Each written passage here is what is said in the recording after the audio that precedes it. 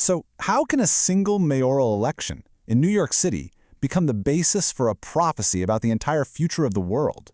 It's a pretty wild claim, right? But that's exactly what we're breaking down today. We're diving into a source that connects one local political shift to this grand, sweeping vision for America's destiny, and really its role on the world stage. Let's see how it all fits together. All right, so the whole thing kicks off on January 1st. A new mayor gets inaugurated in New York City.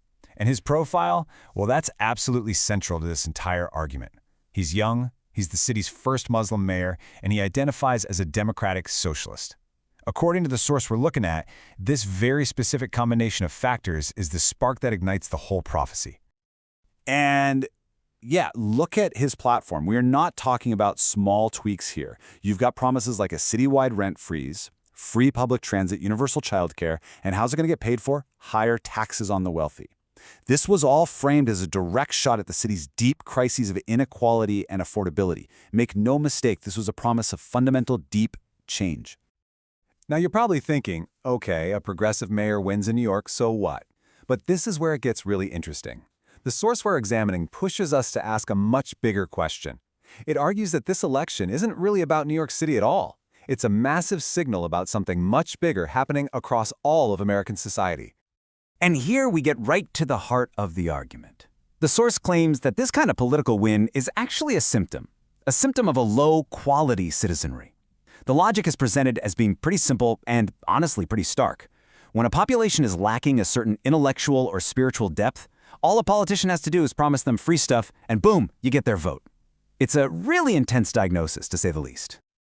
So, okay, this leads us to the next big piece of the puzzle, the source's broader diagnosis of what it calls America's deeper crisis. And the argument here is that the problem isn't just one city. No, it's the entire nation. The analysis starts right at the very top with leadership. The source draws this sharp contrast between historical figures like Washington and Kennedy, who it says had this immense character and quality, and the leaders of today. The argument goes that today's leaders, well, they might be knowledgeable, sure, but they're missing that broad character, that big picture vision that you absolutely need to guide a nation of this scale. And this vacuum at the top? Well, it supposedly leads to some pretty serious symptoms. You've got the stuff you'd expect, right? People are struggling, there's massive debt, and a lot of folks are just plain unhappy.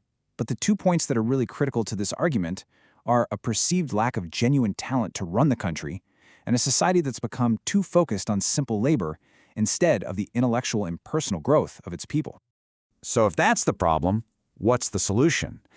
This is where the whole thing takes a really fascinating and, frankly, unexpected turn. It proposes that the cure isn't going to come from inside America, but from another nation entirely. The source proposes a massive historical role reversal, and it specifically points to South Korea. It argues that the U.S. was absolutely critical in saving South Korea when its very existence was on the line. And so now, with the U.S. facing its own kind of crisis, it's South Korea's turn to think about how to return the favor. But what kind of help are we talking about here? It's not what you think. The source is super clear on this. This isn't about money or military support. The prescription is something called jihae, which translates to wisdom. We're talking about the kind of deep intellectual and spiritual guidance a nation needs to not just function, but to actually grow and mature. And there's actually a 3-step mission laid out for South Korea. First, they have to really truly grasp the depth of America's problems. Second, they offer this wisdom, again, not cash, as a form of repayment for all that past help.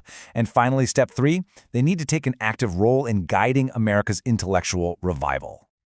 This brings us to the final act of this whole vision. And you'll see, this isn't just about fixing one country in crisis. It's about designing a new shared future for all of humanity. At the very heart of this vision is this idea of America as humanity's new city. The argument is that the U.S. is totally unique because it's the one place where people from literally every corner of the globe have all gathered together. In a way, it's like a microcosm of the entire world. And because of that, what happens there affects everyone. And the scale of this ambition is just staggering. The source puts a very specific number out there, 700 million.